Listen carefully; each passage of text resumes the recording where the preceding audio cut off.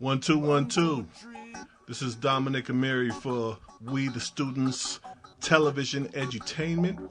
We're here today. We got a special guest, one Miss Anastasia the Phoenix Armourer, who's here to talk to her about the new book she wrote called The Obeah Woman.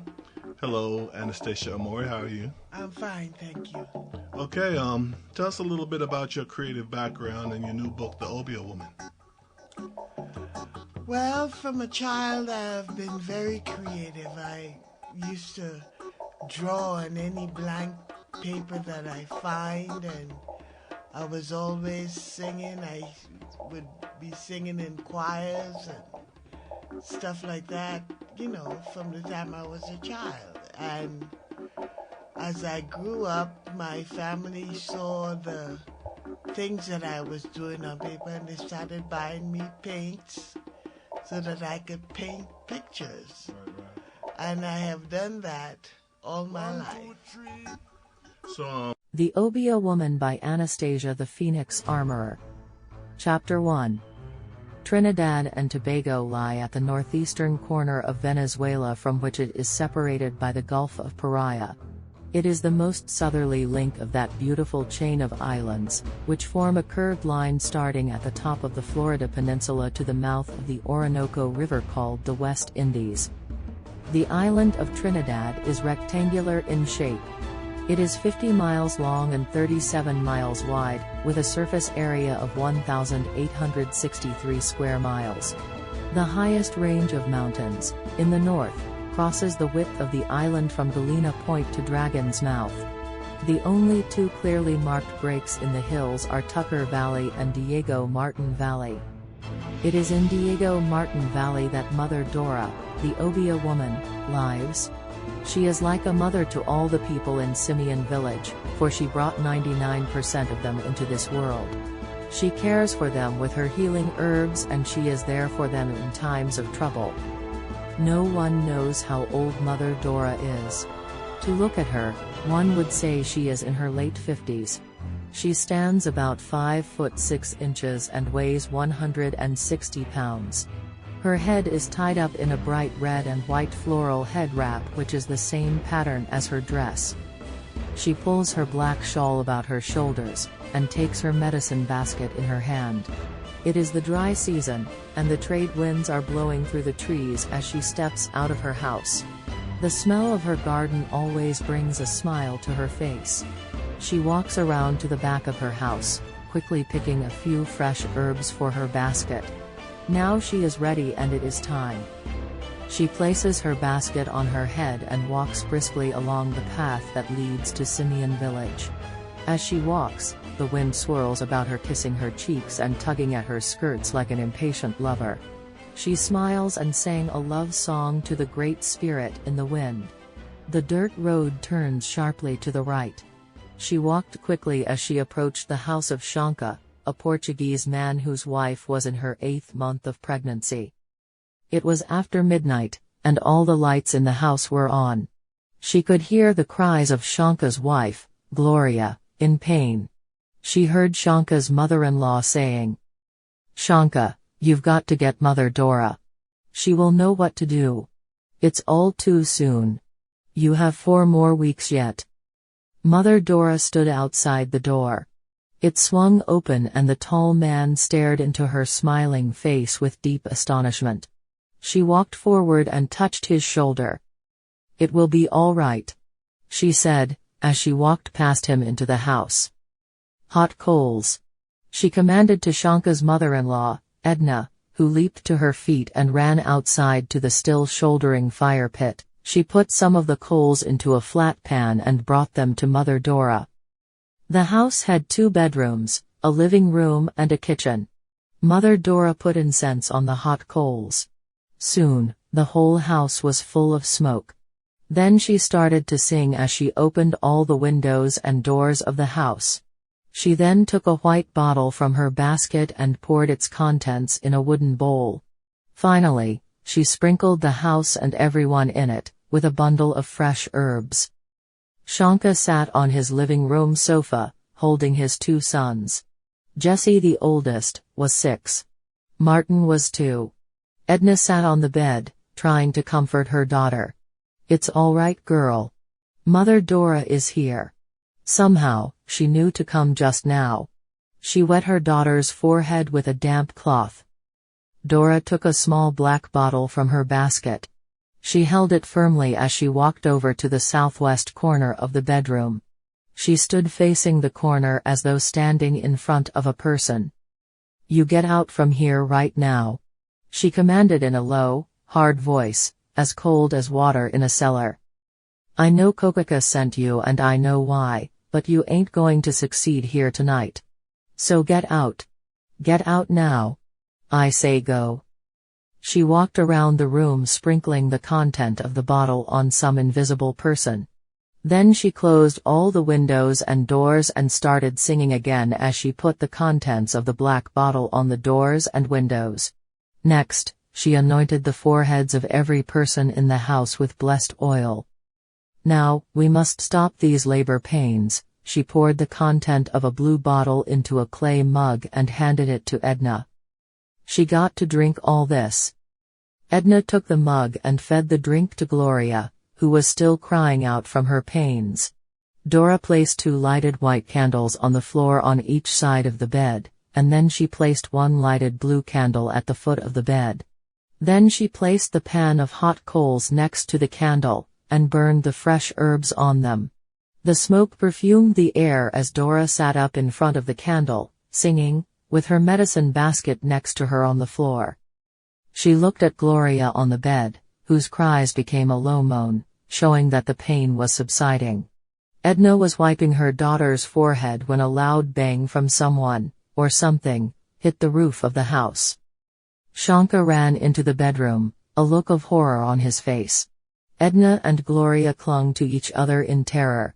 The sounds of scraping and scratching as if something with long claws was trying to scratch a hole through the galvanized roof. Gloria screamed again. Dora stood to her feet and intercepted Shanka as he rushed towards his wife. "You broke your contract with Kokaka, didn't you? Now she wants revenge." Shanka looked with astonishment into the gray, piercing eyes of Mother Dora. He opened his mouth to confirm her statements, but no sound came from his lips. He only nodded his head as tears fell from his eyes. Gloria was now howling in pain. Dora rushed to her, took a necklace of multicolored stones from around her neck and placed them on Gloria. They stopped her screams instantly. Panting heavily and placing her hands on her belly, Gloria cried between breaths, the child is coming." Dora rushed to her basket and took out a red root. "Eat this." Gloria ate the gnarled plant with haste. Dora placed her hands on the woman's belly and said, "Stop. Stop now. It is not yet time. Wait a little bit longer." With these words, the pain stopped. Gloria looked at the woman whose hands had brought her and her 2 children into this world. "Thank you, Mother," she whispered. The gentle woman smiled at her and wiped away her tears. "This child will not come before her time, nor will she die." She smiled at Gloria reassuringly. Suddenly, screams came from the living room. "Stay here with her," Dora said to Edna, as she and Shanka ran to find the 2 boys doubled in pain. "Go bring my basket." Shanka rushed back to the bedroom as Dora scooped his sons into her arms and held them to her. Shanka brought the basket and placed it before the woman on the floor. "You are a damn fool, Shanka." He glared at her, not knowing how to respond. Her eyes blazed with anger. "You were a fool first of all to go to Kokaka, and even a bigger fool to sell her your firstborn, and for what?" "I was desperate," he shouted. "She gave me the money I needed for my shop. I had to make a life for my family." "Money, money. It's always money." She howled at him. "Give me that little black bag." She pointed with her head and eyes to the basket. Shanka handed her the little black bag. She set the boys on the floor in front of her. Then she made a circle around the man and his sons. "You stay here in this circle and do not move until I come back inside." The boys stopped crying as they held onto their father. The scratching on the roof became louder and more intensified. Dora reached into her basket and took out 3 small black stones and spoke some words to them in patois. After this, she left the house, locking the door behind her. All around was still and heavy. She could feel the evil presence of Kokaka the Sakanya, the witch of black magical arts. She held her body erect and walked a little way from the house.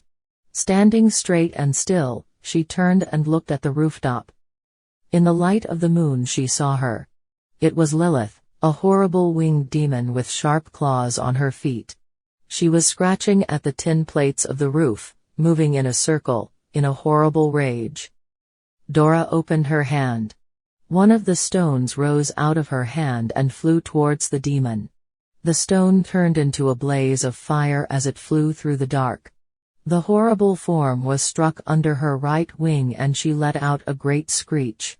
She turned and looked at Dora, only to see another fireball coming.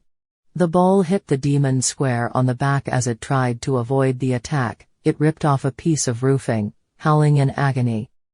"You tell Kokaka that I have put my seal on this house and she must deal with me now." The last fireball struck the demon on the butt as it flew into the night, screaming. Shanka sat on the floor, sobbing over his sons. He looked up with a start as Mother Dora re-entered the house. "You are right, Mother," he said, weeping and rocking his sons back and forth in his arms. "I am a fool. I can't believe I have done this horrible thing. What was I thinking of?" "Money," snarled Dora. "You were so blinded by the idea of having your own shop and all the money it could bring you, that all Kokaka had to do was put the idea of what she wanted into your head and you were willing to give it. But, the witch didn't count on me getting involved in all of this." Mother Dora walked past him and went into the bedroom. Gloria just went off to sleep, just like that, once the screaming stopped outside. "What was that sound?" Edna asked, as she pulled the cover over her daughter's still body. Dora did not answer. "I will go and put the boys to bed, if it is safe now," said Edna, knowing not to push the issue.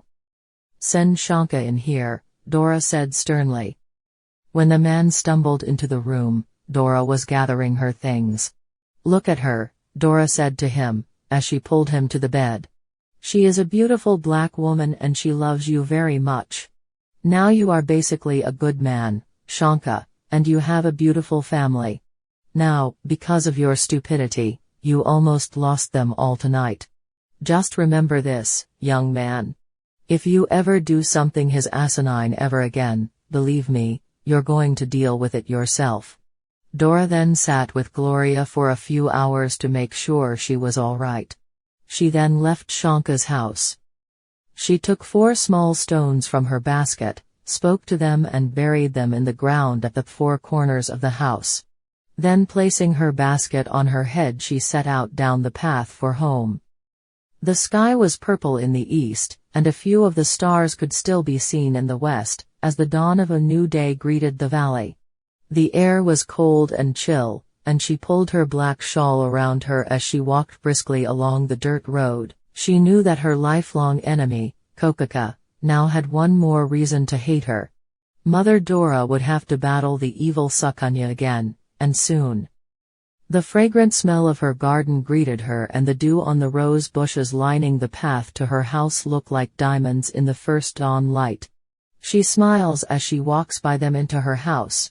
She will turn in now and rest in the beauty of her home, for in her heart, she knows that soon she must face Kokaka and pay the reckoning for the broken contract.